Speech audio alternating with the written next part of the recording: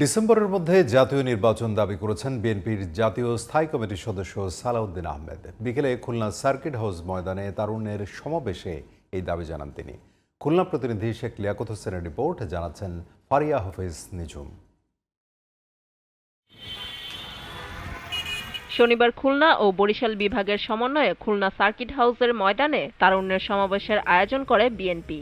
এতে প্রধান অতিথি হিসেবে উপস্থিত ছিলেন দলের স্থায়ী কমিটির সদস্য সালাউদ্দিন আহমেদ। বিএনপির সিনিয়র এই নেতা বলেন, প্রধান উপদেষ্টা মনে করছেন জনগণ তাকে অসীম ক্ষমতা দিয়েছে, তাই জনগণের প্রতিনিধিত্বকারী রাজনৈতিক দলের পরামর্শের কোনো প্রয়োজন নেই তার কাছে।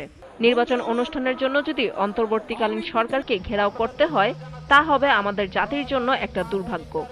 আওয়ামী ফ্যাসিবাদের দোসর আছে, আমরা চিহ্নিত করে দিয়েছিলাম। এখন কিছু বিদেশিদের দোসর আছে, আমরা এখন তাদের অপসারণের কথা বলছি।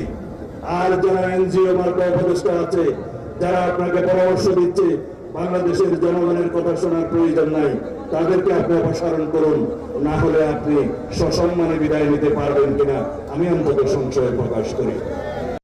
অন্তর্বর্তী সরকারের প্রধান কাজ একটি সুষ্ঠু নির্বাচনের আয়োজন করা উল্লেখ করে তিনি বলেন, উপদেষ্টা পরিষদে যারা আওয়ামী লীগের দোসর আছেন তাদের অপসারণের ব্যবস্থা করা।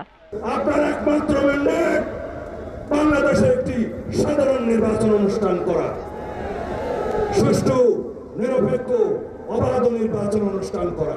জাতীয়তাবাদী ছাত্রদলের কেন্দ্রীয় সভাপতি রাকিবুল ইসলাম রাকিবের সভাপতিত্বে এই সমাবেশে উপস্থিত ছিলেন বিএনপির কেন্দ্রীয় নেতা অনিন্দ্য ইসলাম অনিক, কেন্দ্রীয় প্রকাশনা সম্পাদক আজিজুল বারী হেলাল, খুলনা মহানগর বিএনপির সভাপতি অ্যাডভোকেট শফিকুল আলম মনা ও ছাত্রদলের সাধারণ সম্পাদক নাসির উদ্দিন নাসির সহ যুবদল, স্বেচ্ছাসেবক দল ও ছাত্রদলের নেতারা। ফারিয়া হাফিজ নিঝুম, জিটিভি নিউজ।